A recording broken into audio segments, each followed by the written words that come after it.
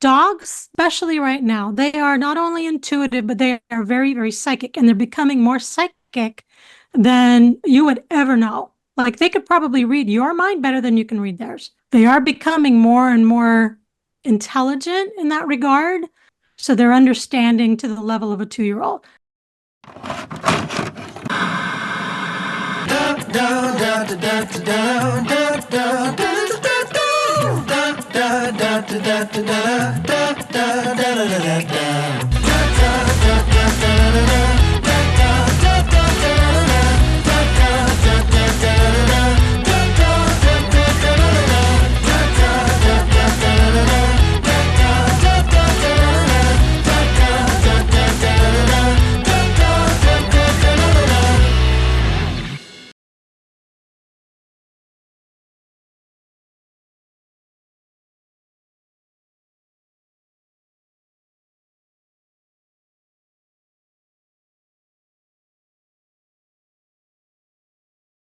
Okay, yay. Michael? Well, yeah, I'm here.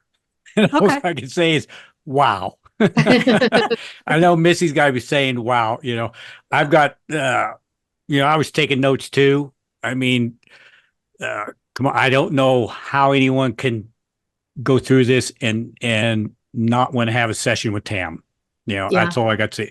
I've got a lot of questions here, but I'm going to hold off on that because I know we're going to be doing a follow up again down the road here. Because I know you, Emma, I know you've got some questions about your dog, and I'm anxious to hear about those. So what did you have that you wanted to ask Tam about? Thank you so much, Tam. You're amazing. And I just can't help. I would love if you have time just to ask a question or two about my dog. Well, I have a dog. She's 3 years old and I live in Texas. So I mean there's so many things in Texas. I think Missy would know that we have to deal with. One of the things, of course, is like it's flea season. It's also super hot out. And I've just noticed when I take her out for walks, there's just, every other week there seems to be like something else. But one thing that's been consistent is she finds she's just, and it's actually gotten more so, is she's eating grass a lot. And now she's like transitioning to like, oh, here's a leaf of some kind or something. And she's just ingesting that. And then also there's things, sometimes on the sidewalks that she sees and picks up and starts chewing. And we're like, is that a chicken bone or what it is? And it's just like, so then like the next day she'll not go to the bathroom regularly. So just like, I just want to, but one of the things is also, I want to check to see if there's any gastrointestinal issues that you can, if you can do a energy scan on my dog. And then, also check to see if there's any parasites. That's something I'm concerned with. I mean, it's hard to know if it's signs, if there's some signs to look for, if that's something that I need to, address because, if I heard fleas can carry parasites, things that are picked, on the sidewalks that the dog starts chewing, we don't know. So if you don't mind doing a scan on my dog, that would be awesome. Yeah, absolutely. Okay. So let me take a peek here. And it's Bobby Lee. Is that Yes. Yes. okay? There's definitely something going on in her whole sacral chakra. So dogs have a chakra system kind of like we do. I'm definitely seeing some issues there. It's what I would call, it's kind of wobbling, if you will. So we can work on that. I can actually do some work there for her. So we'll do a little energy work. I know it's hard to ask her how she's feeling while we're doing that. So obviously we don't have to worry about that too much, but I'll do that for her. We don't have to do that right now, but I will do that for her. And then I'll check in with you to see if she's having some different changes going on from that, because I think if we balance her energetically, that will assist in some of the things, but I'm saying some because there are some other issues. So as I'm looking through and doing a scan on her, I am seeing definite digestive disorder there. What I keep hearing from her team Okay. So there's some different things in her plumbing that's actually, and I keep getting the word tied up. So there's something that's twisted itself. I'm trying to understand exactly what it is. I haven't seen this before, so bear with me. It could be, I'm checking to see if it's a parasite, which that could be. There's a link there. It's okay. That's exactly what it is. So yes, I am seeing a parasite. I would do a couple of things for her, similar to what I mentioned to Missy. I would look at some of the natural. Hang on, I'm checking her in one area, so bear with me for just a minute because I'm trying to see if oil of oregano would work for her or if we want to go a different route. When I balance her chakra, when I actually go in and start to do energy work, I'm going to do what I would call a kinesiology test on her from the energetic side. What I'm trying to understand, because I'm not getting this clearly right now, there's something that's affecting her intestinal wall. This is why I'm seeing this tied up thing. Something's twisted in her intestine. It's not life threatening. So let me take that out of the mix for you because I can feel your anxiousness around it. She's going to be fine. But there is something that is affecting her specifically in her intestinal wall. And I do believe it's a parasite that's kind of caused this. Once we get rid of that parasite, the body will kind of heal through. So what I'm looking at is which is going to be the best for her. So olive leaf might work really well for her. So I want to look at that because again, that is antifungal, antiviral, antibacterial, all that stuff. With dogs, I know that some of the things we would use for a parasite cleanse would be different. Can I ask you, Yeah, go also ahead. check on fenbendazole? Because there are over-the-counter things, and that seems to be a very popular ingredient for dewormers and things like that for dogs. Do you get any? Fenbendazole, yeah, that's a good question. I am getting that could work for her. But what I am getting is try more natural first because fenbendazole is made in a lab. So that is my understanding. Now, maybe I'm wrong, but that's what I'm getting. So what I would do is I'm actually getting, and this is why I want to check, I'm getting golden seal might actually work to help with because it almost feels like a digestive infection. And that's why I'm wondering if this is caused by that. So sometimes I get a specific answer and sometimes I'm getting so much information. I need to sit with my team and get very specific. And that could take an hour to pull it all, out into a longer answer for you. That would be, very specific to what you could do. But I'm initially kind of getting that golden seal powder might work. I'm getting some of the other things we talked about, like the oil of oregano would be pretty helpful for that. So there are some things. So I would say in regard to that, because hers seems to be very intricate, and I think it's because of the fact that the parasite, whatever it is, I'm going to assume it's some sort of a worm that's kind of tangled in something in that intestine or has buried itself in the intestine is probably a better way to put it. But it can be taken care of. It can be removed.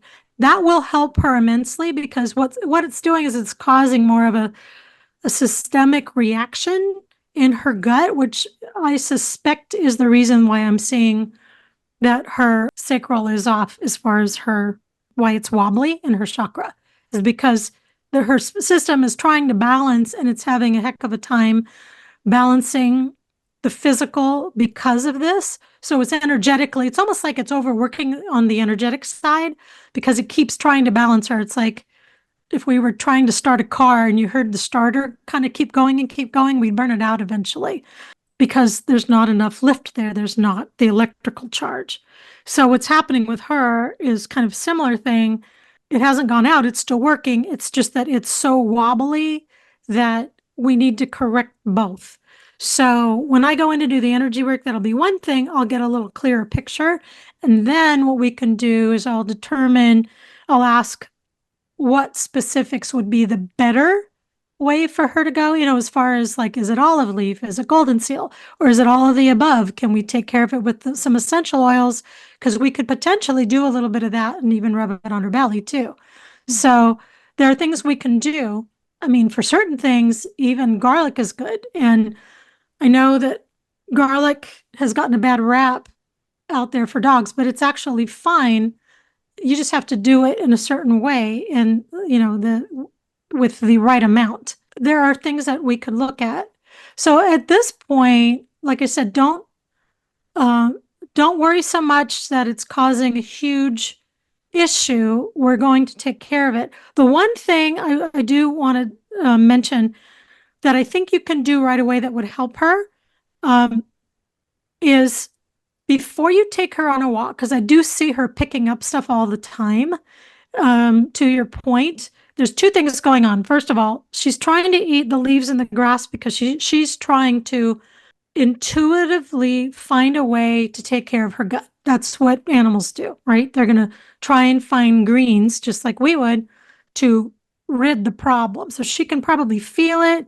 There's certain nutrients she is going to be attracted to. That's why she's eating more and more foliage, if you will, or flowers, that kind of thing, or plants. Dogs obviously will like to taste everything, and sometimes more than others. They can get themselves into trouble by doing that.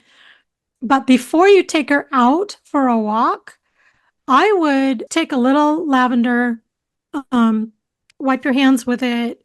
Not much, because it doesn't need to be strong. You could even do like a little lavender and some water, or the spray that I'll have posted that I talked about earlier in the show with Missy. You could take something like that as a spray, kind of spray it either on her paws or near her nose or mouth, like maybe underneath her chin, where she gets a little smell of it.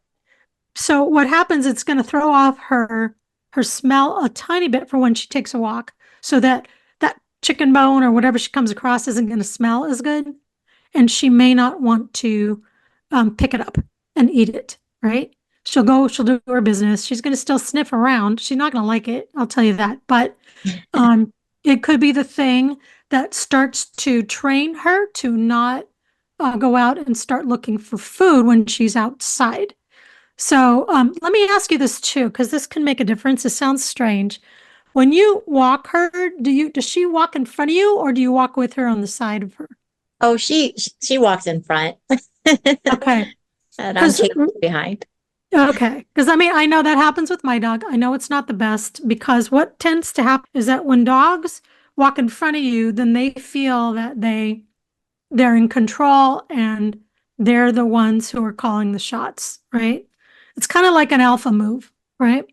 But if you are to walk beside them and you pull on them so that you're only walking beside them, you start to train them that they are equals to you and not in a hierarchy, if you will.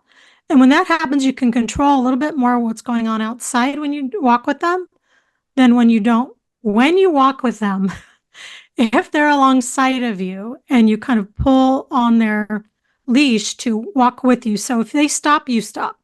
If you stop, you make sure that they stop.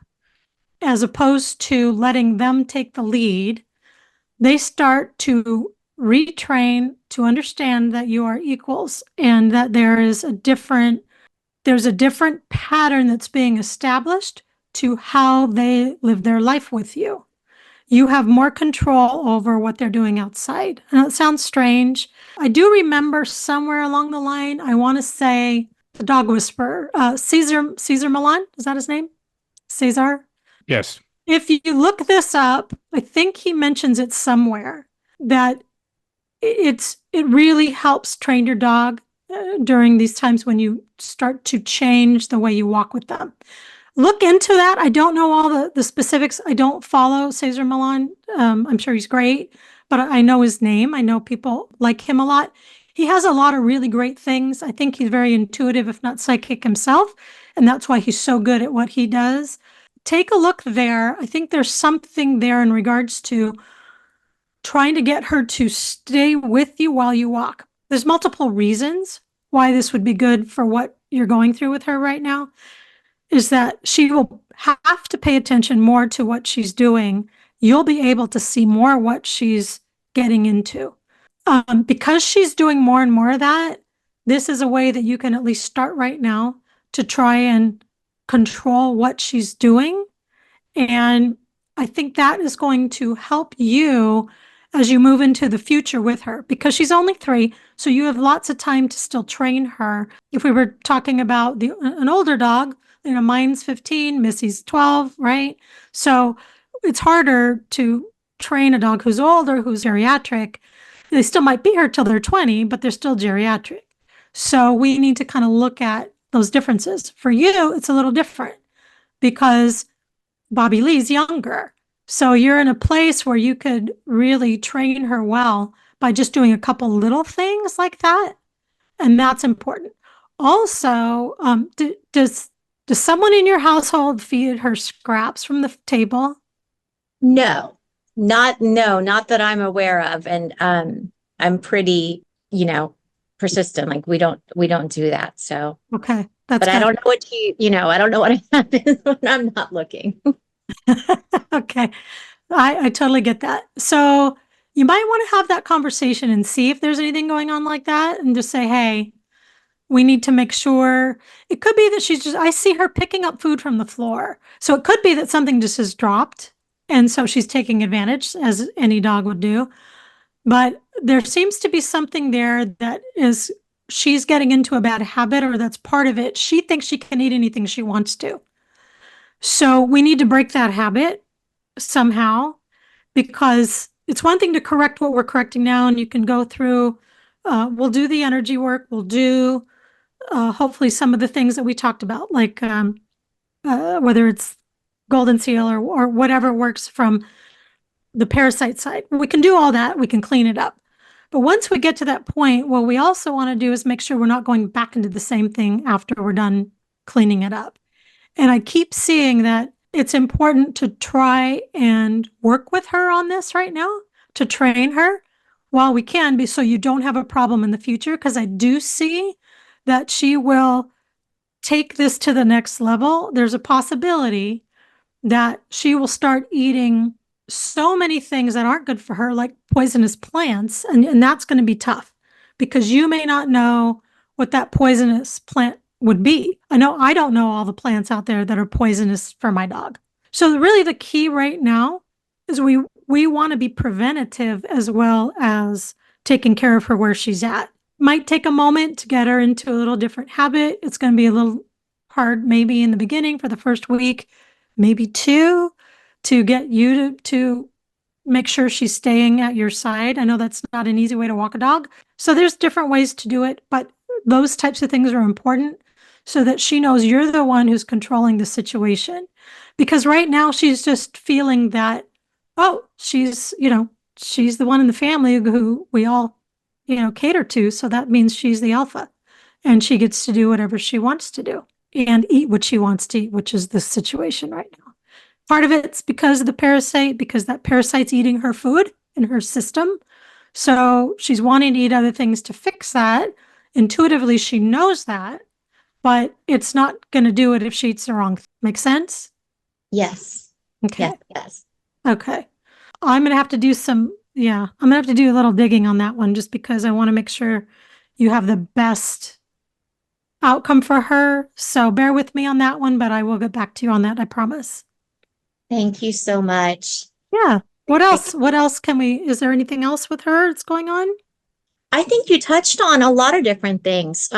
So I mean, I'm going to take that to heart. And you're right. She's 3 years old, and I think we can sometimes forget. Sometimes we let her like lead and walk in front, just because I'm a dog mom, and so I just want her to be happy and have fun on her walks. But yeah, the main thing is it's good to know that it's something that can be taken care of, but the main thing is to try to prevent it happening again in the future, and that takes changing habits. So thank you so much. Yeah. Well, so one thing that I would bring up that probably would help a lot of people, and I know this is important for her right now too.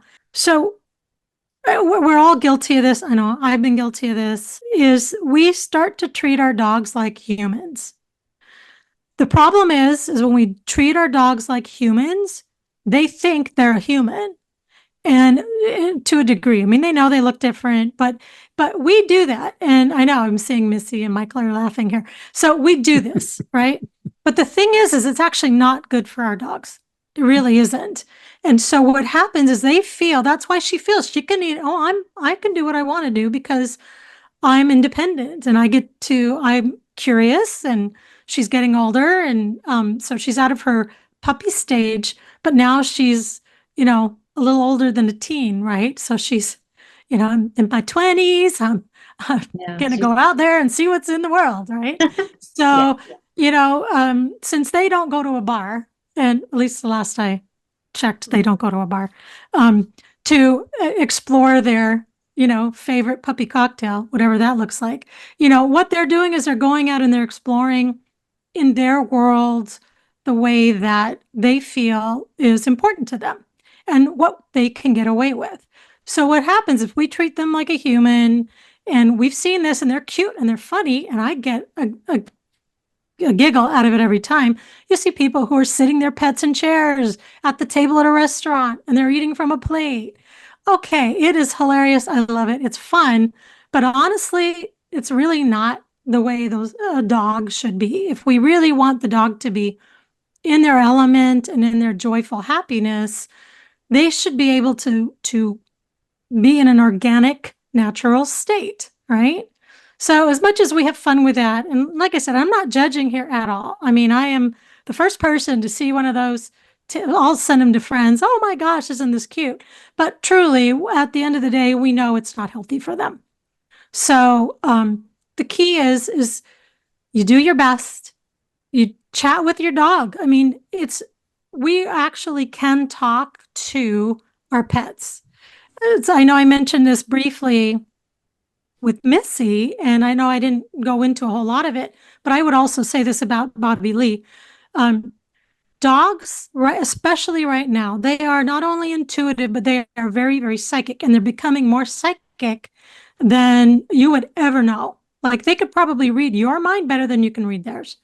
So what's incredibly important right now is if we can at least understand it to the best of our ability, then for us to sit down and connect with them on a level where if you have to, we have human conversations, I understand that, but they don't have the element of conversation like we do, right? They don't understand all these words. They understand some of them, but they don't certainly have a huge vocabulary.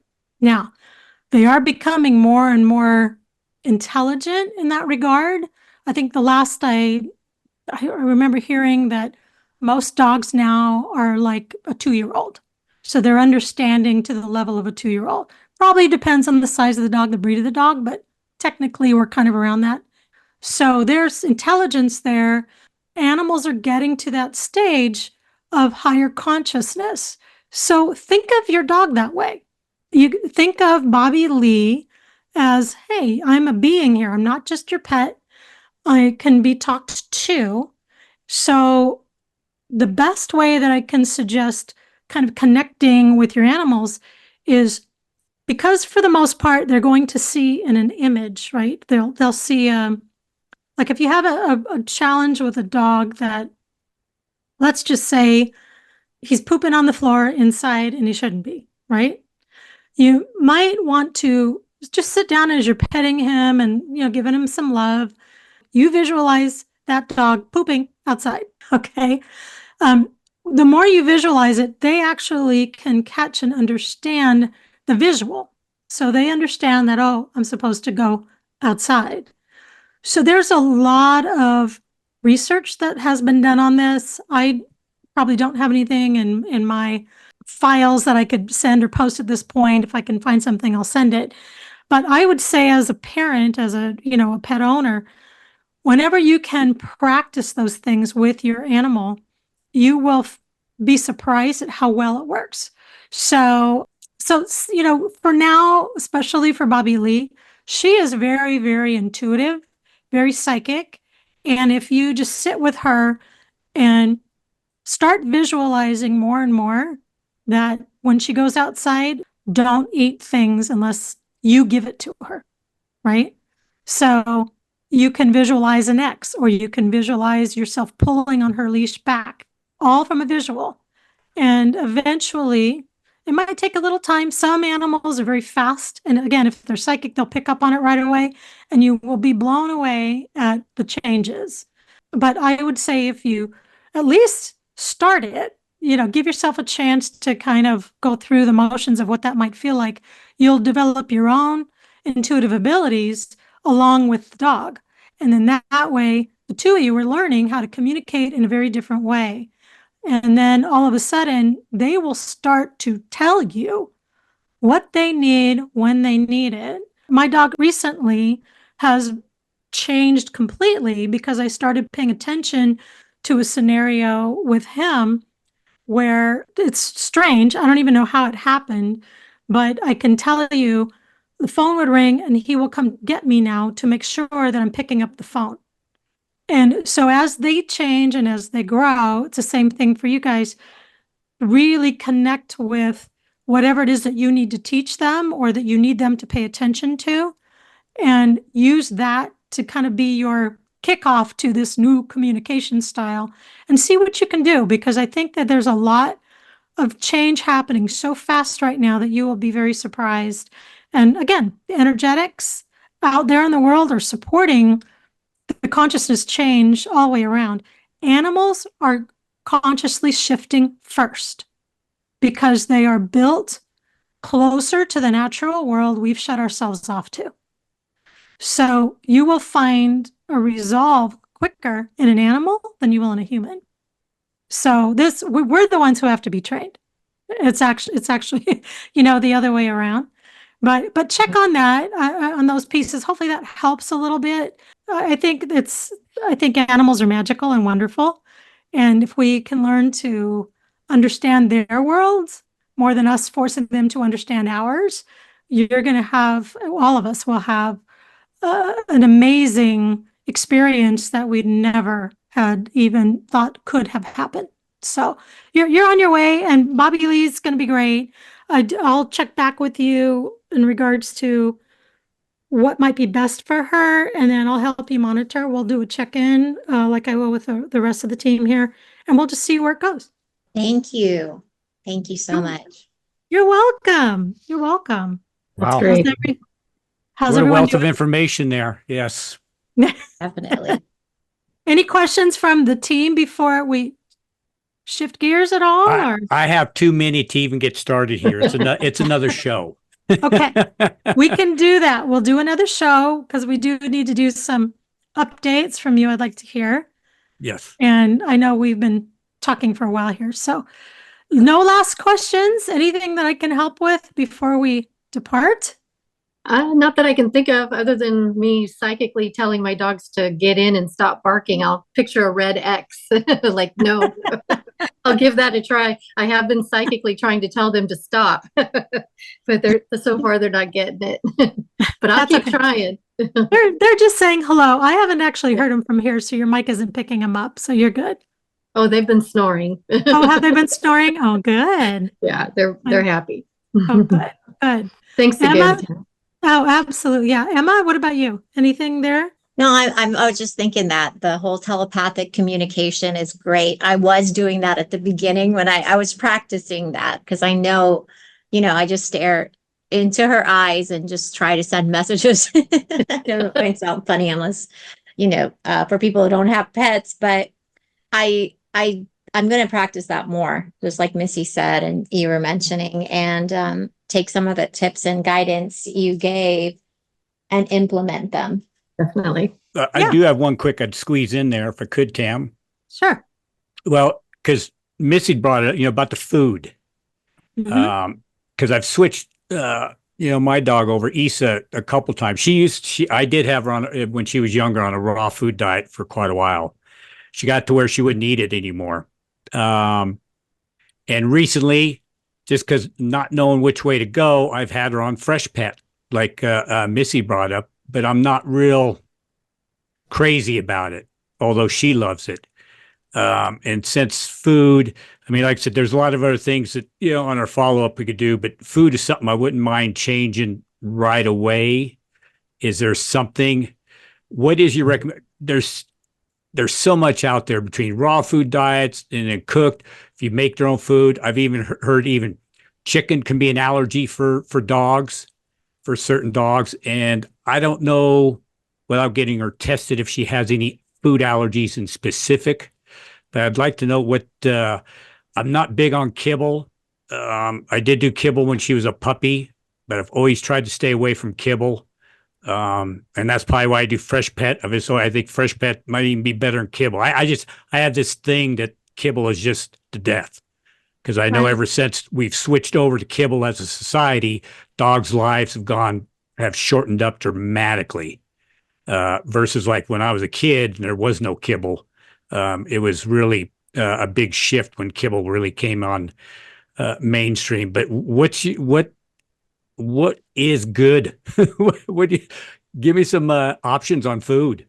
Oh gosh.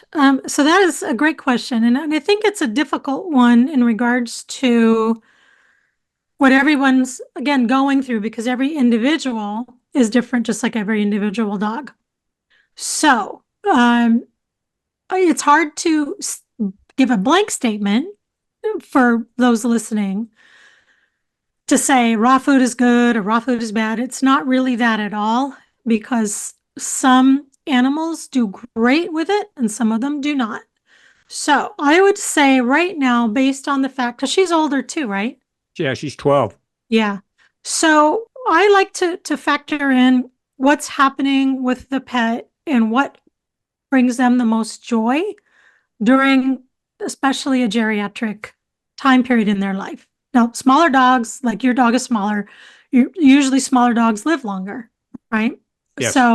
So she, like 20 years probably. I definitely heard of Malteses lasting that long. So I They don't can. know. 15 is average, I think, for a It's average, Maltese. yeah. Yeah. So, here's a question. How is she doing on the fresh pet? I would say good up until now, till the recent issue. And being Okay.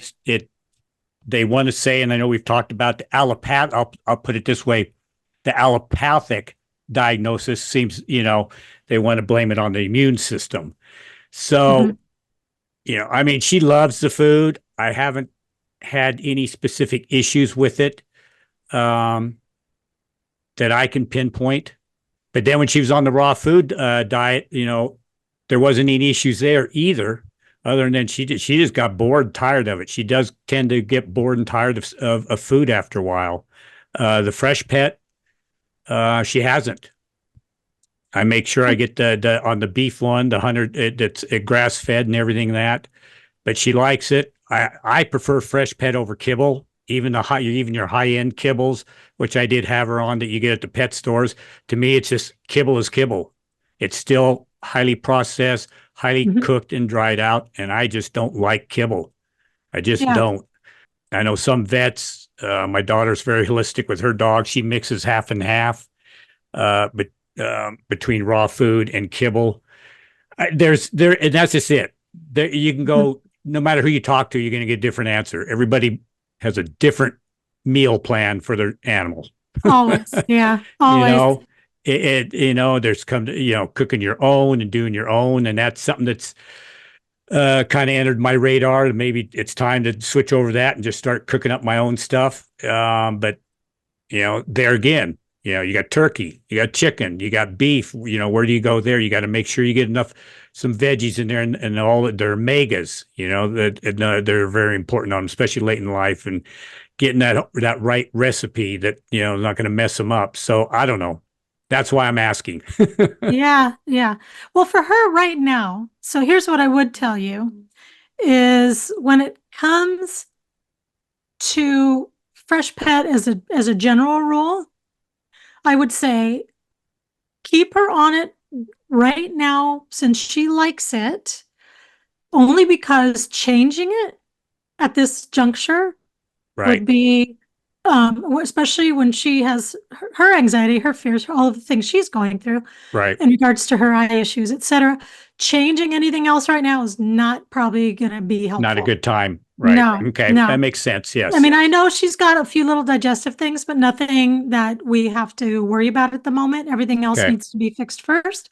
So I wouldn't do a whole lot there. What I would probably suggest is we kind of move past that time. Let's relook at some things, because it's hard to say again that all dog foods, no matter what they are, whether it's kibble or not, is good or bad. Part of it is the animal itself and what they will eat, because let's just say, like my dog right now, as he's getting older, he stopped eating the chicken, the beef, all of his soft food. We were mixing it for a while only because we had to, because his stools were too loose, right? So we Right. had to re-enter the kibble. That's the only reason we did it. I tried to switch over to raw, tried to do those things early on. It was not a good idea. He just got sick all over the place. He just couldn't handle it. Not a good timing. Had to throw that out completely. We shouldn't be forcing, like a lot of people force their animals. Well, if you don't eat it, you don't get anything, and go that route. And I don't agree with that either. Right. So part of it is you got to find the thing that they will eat. Now, as we move through that kind of period with her as she's changing, I would probably suggest a few things that you could do while she's going through the shift of the other thing, like with the eyes. Give her some treats that might be cooked food that you're cooking. Normally, I would say cook your food for your animal like you would cook your food for your family, Right. because you are the only one who knows what ingredients are going into that dish. That's Yes. really the key with all of us. I would definitely move into, as we move past that phase, you can add things in. I would say chicken. You could do a little bit of fish if she likes fish. I'm always cautious about with the omegas, that kind of thing. Dogs need a different diet than we do as people, but we also have to remember that there's high mercury in all fish. Even if Yes. you're doing a fish supplement, I don't care what. I mean, manufacturers are great. They do the best they can. There's nothing wrong with what they're doing. Technically, though, they cannot get all that mercury out. It still goes in a fish tablet. Right. If you're taking a fish, capsule or whatever, it still has traces in it. So if someone has high metals in their body, or there's high mercury, we're getting it in the air, we're getting it everywhere we go, we've got aluminum, all these things are all over the place. We have to start moving things out and moving other things in. So when it comes to the things you can do something about, that's what I say, pay attention to the things that you are willing to do and can do. Now, some people cannot, or just don't have the time or the money to cook everything for their pet, and they have to go to the store and just pick up something. So you do the best that you can with what you have. So in that instance, if let's just say if fresh pet's the thing she loves, give her fresh pet, add a few things in. If she does like a little cooked chicken if you're making chicken, hopefully it's organic, free range chicken. Hopefully, so you have to take it to the next level of health the best that you can. If you can't do it, you do what you can. If you can do it, organic is important. Free range, that's important. How the animal that's being slaughtered for someone's food is important. Right. Fear is a resonance, just like anything else. We've talked about frequency. People don't want to talk about it, but just because you don't want to talk about it doesn't make it not true. Frequency is in the meats that we eat, because the animal that we're eating was just slaughtered. What do you think that emotion is going through the body in the animal that you're eating? Yep. Right? So Yep. that's why organic or free range, at least farmers, ranchers, people that understand that even if they're doing this is part of our life on our planet, this is what we're accustomed to, then do it in the way that treats the animal to the best possible way that can happen in regards to its livelihood. I mean, if we go back in time and we look at our indigenous people, and when they started killing animals, for food, they did it in a very spiritual, honoring way. And when they would herd even the buffalo off a cliff, they weren't the ones taking their lives, but they did ceremonies. They thanked the animals for their service and what they were giving. So again, we have to look at the whole picture if indeed you want to be holistic, right? Right. So that's for humans as much as animals, but to help answer the question is you have to do what's right for you and your pet. Right. And sometimes you can't do as much as you like. We don't have all the money in the world. I love my dog, but if he was diagnosed with cancer right now, I'm not going to be able to do anything for him. Right. Not only from a financial part, even if I had the dollars, I don't want to put him through that. Right. So it's Right. like Missy said earlier, there's quality of life. So do we want to put the animal through that? I've done that before. We've put a pet through cancer treatments and surgeries and spent a ton of money only to give that pet a month's extra of life, and they were not happy. They were not in a good place during the month. They were still struggling. They still weren't, so why would we do that? We're the ones holding on to that. So when it comes to our pets, we have to take it, in my book, this is my opinion, but we have to take it a step further. If we truly want to do the right thing for the pet, we have to sit in the energy of the pet. What does the pet want? Right? Right. It's not about what we want, because we'll do everything to keep them here. But what does the pet want? So if the pet wants the kibble, if your pet wants the fresh pet, if your pet wants the raw food and it's doing well for them, give it to them, right? Now, on the flip side, don't force it on them if it's not doing well or if it's causing problems. Again, we go back to the things we can do something about. So I know I'm kind of talking longer on this, but I think it's important because a lot of people these days feel guilty that they can't do something more or feel that they really have to change it because they've read so many things that the dog is going to die if they eat kibble, right? Well, okay, maybe that will happen, but maybe it won't. All the love in the world will always surpass a toxin. If you're vibrating in the right frequency, you can help your pet through that. You can change it. Other things can rearrange it. You could do minerals and other things that will help take the harshness of the kibble as far as, the manufacturing process out of it. Right. Yeah, mix it with something else. Yeah. Yeah. So anyway, so for your dog right now, I would say just try and do some easy things where you can do the treat would be the cooked chicken or maybe a little, some peas, some veggies.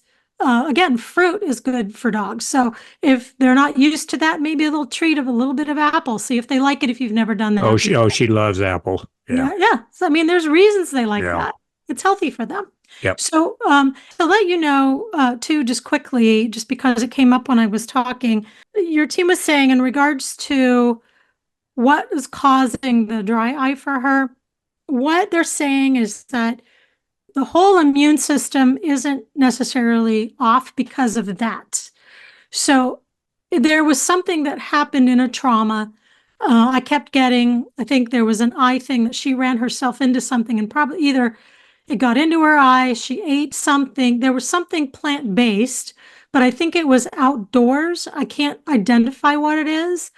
I keep asking my team, but they're saying it doesn't matter. So whatever that is. Well, she gets into a lot of stuff. Her little dog, she plows through all my shrubbery bushes out there. She chases rabbits and the quail and the squirrels.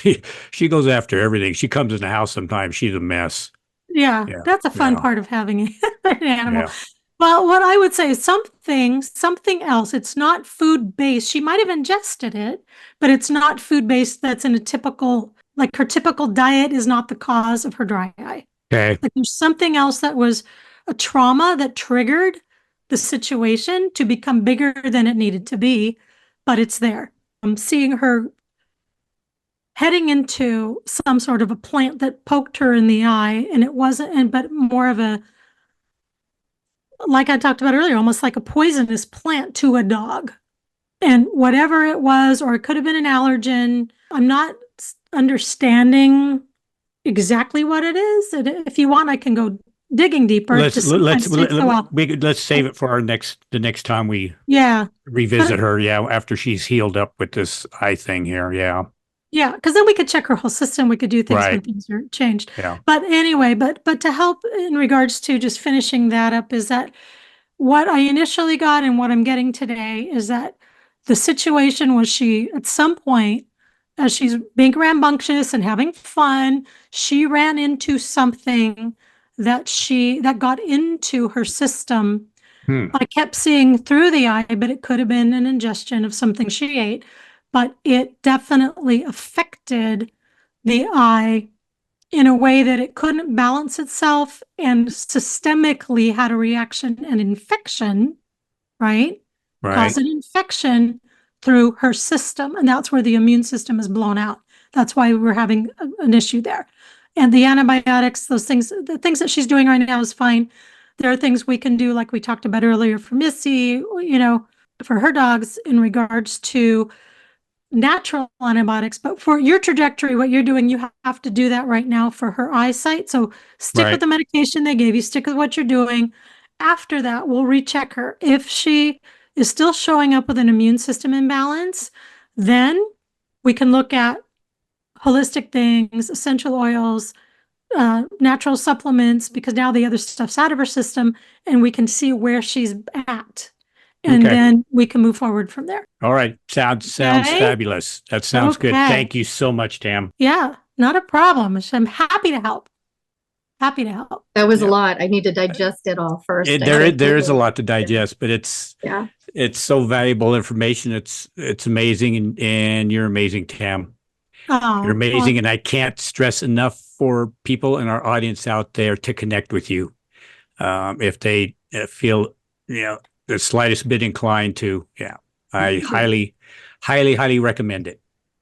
well, thank you. I'm here to help, and that's what I do.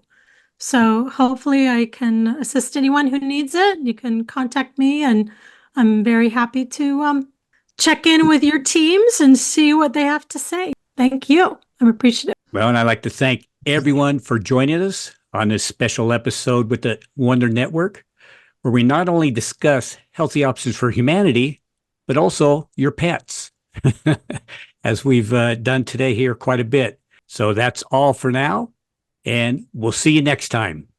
I'm Michael Lane. Thank you.